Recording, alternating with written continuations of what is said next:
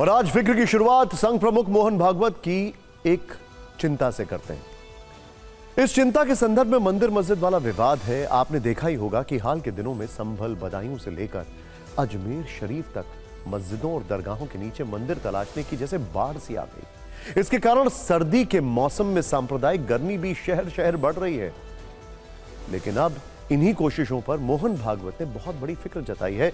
मस्जिद के नीचे शिवालय खोजने वालों को कड़ी नसीहत देते हुए ऐसे विवादित चैप्टर को अपनी ओर से बंद करने की कोशिश की है। सबसे पहले आपको बताते हैं कि मोहन भागवत ने यह बयान किस शहर में दिया, किस मौके पर दिया और इस दौरान क्या कुछ हुआ और क्या कुछ कहा गया। दरअसल मोहन भागवत गुरुवार को पुणे में थे। वो यहां पर सहजीवन व्याख्यानमाला कार्यक्रम को संबोधित कर रहे थे। इस कार्यक्रम का प्रमुख विषय भारत एक विश्व गुरु था।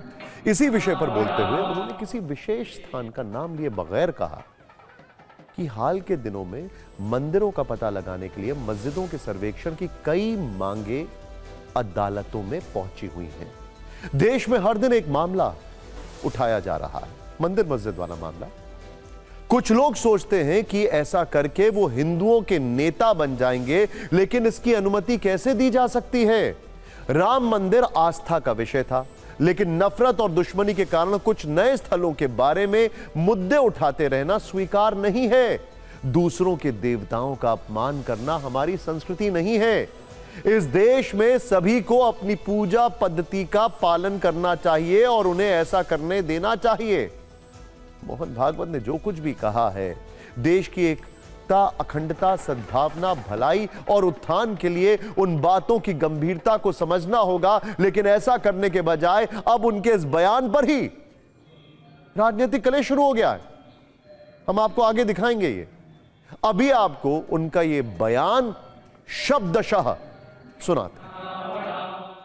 श्रद्धेचा आदर सगळं राम मंदिर झालं पाहिजे, ते होत आहे। हिंदूंची श्रद्धा असताना हिंदूंना वाटतं, परंतु असं केलं म्हणजे हिंदूमध्ये नेता होता येतं म्हणून, किंवा अतिरेकी भूतकाळाच्या ओझ्याच्या परिणामामुळे अतिरेकी तिरस्कार, द्वेष, शत्रुता, संशय याच्या पोटी रोज एक नवीन प्रकरण काढणे हे कसं चालेल हे नाही जाणार। स्वतंत्र भारतामध्ये आम्हाला भारतात राहायचं आहे असं म्हणणारे सगळे लोक होते। मग भारतात राहायचं आहे आणि भारतीय होऊन राहायचं, आपण सगळे एक आहोत। हम आपको थोड़ी देर पहले ही बता चुके हैं कि मोहन भागवत ने यह बयान भारत विश्व गुरु विषय पर दिया है। उन्होंने इस कार्यक्रम में यह भी कहा था कि आज दुनिया में जिस तरह से चिंताजनक हालात पैदा हो रहे हैं, उसको देखते हुए विश्व गुरु की आवश्यकता है।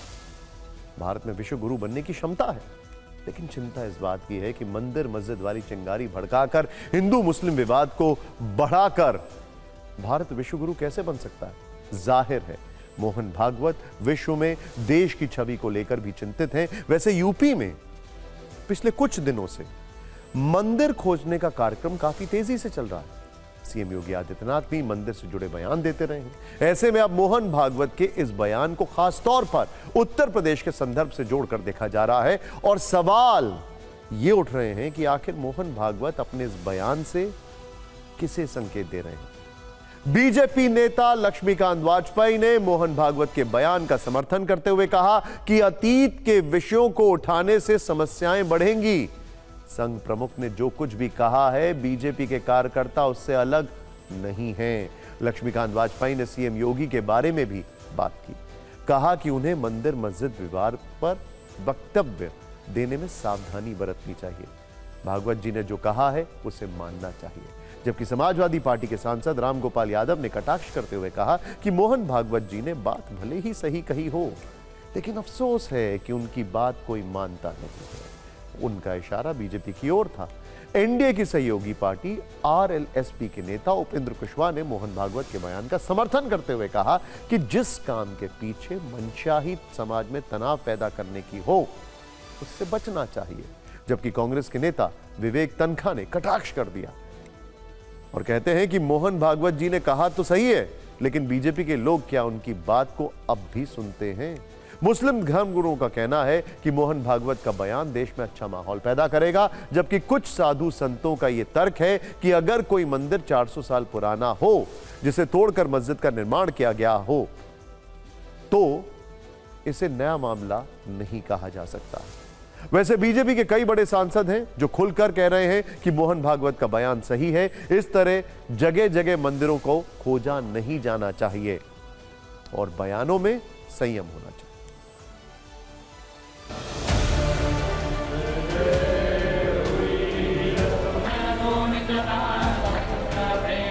अब आप एक देखिए, एक तरफ सद्भावना की बात कर रहे हैं भागवत जी और दूसरी तरफ वो जस्टिस शेखर यादव विश्व हिंदू परिषद के एक कार्यक्रम में ये टिप्पणी करते हैं कि देश का कानून तो बहुसंख्यकों के हिसाब से ही चलना चाहिए। और यूपी के सीएम योगी आदित्यनाथ बाकायदा उस बयान के समर्थन में खड़े हो जाते हैं। वो कहते हैं उन्होंने गलत क्या कहा।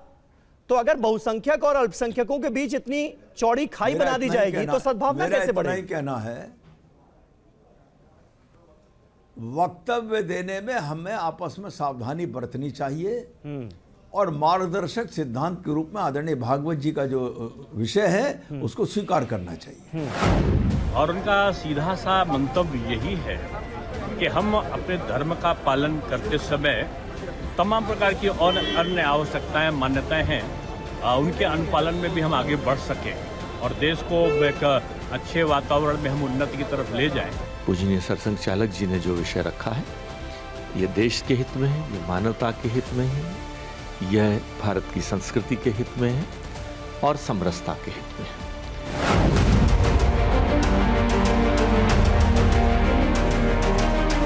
और करनी में फर्क नहीं होना चाहिए।